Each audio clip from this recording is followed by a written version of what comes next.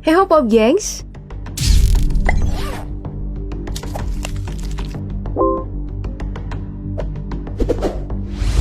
Bagi kita orang Indonesia, Kerajaan Majapahit tentu saja tidak asing karena kerajaan ini memiliki dampak besar terhadap sejarah Indonesia.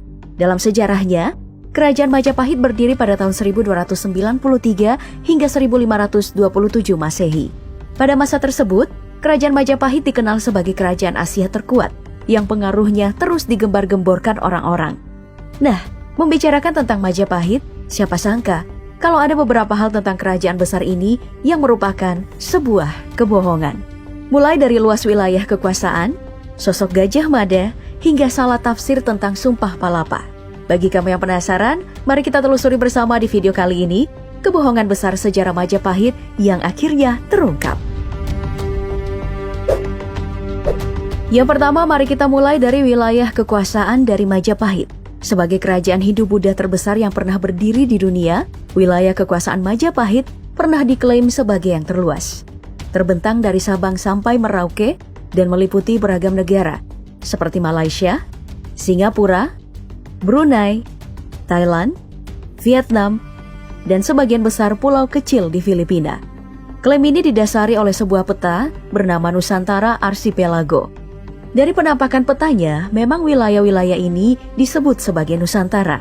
Namun Nusantara yang dimaksudkan di sini bukan berarti wilayah kekuasaan dari Majapahit. Perlu kita tahu, di zaman kerajaan lampau, wilayah kekuasaan kerajaan memiliki kewajiban upeti yang distor kepada pihak kerajaan. Nah, Nusantara ini tidak memiliki kewajiban tersebut pada Majapahit.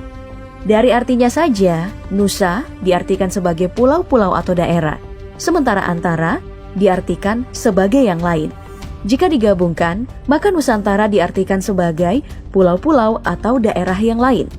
Jadi, alih-alih peta Nusantara tadi adalah wilayah kekuasaan dari Majapahit, ternyata peta tadi hanyalah peta daerah yang memiliki hubungan dagang dan persahabatan yang setara dengan Majapahit. Masalah wilayah kekuasaan Majapahit cuman segini nih yang terbentang dari sebagian Pulau Jawa, Pulau Madura, dan juga Pulau Bali. Persoalan kekuasaan yang ternyata tidak seluas cerita banyak orang tadi juga diperkuat nih dengan letak peninggalan Majapahit seperti candi dan juga prasasti kebanyakan yang ditemukan di Pulau Jawa.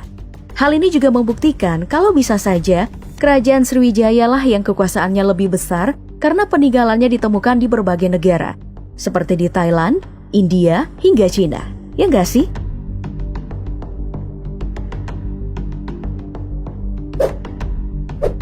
Membicarakan tentang Majapahit, tentu saja kita tidak boleh melupakan sosok Gajah Mada.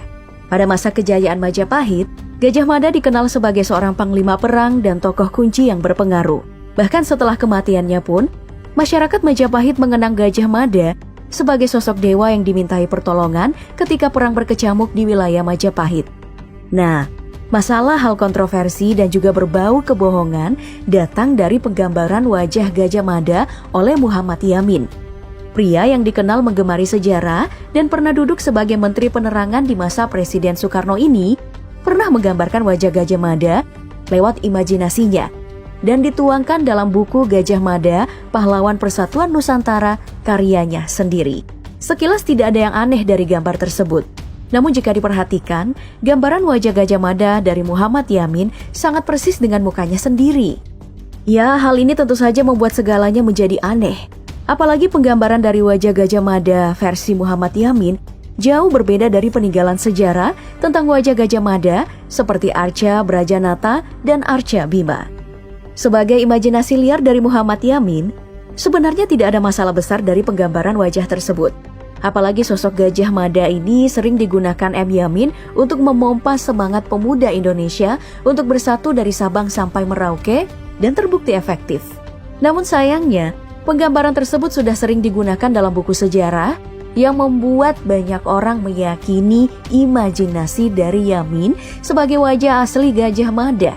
Menurut dosen sejarah UGM Bapak Bahaudin SSM Hum, hal ini bisa menyebabkan distorsi sejarah karena keyakinan yang salah. Makanya, dosen sejarah ini menawarkan kalau penggunaan gambar M. Yamin diberi keterangan sebagai imajinasi semata, supaya tidak menimbulkan salah kaprah di masyarakat luas.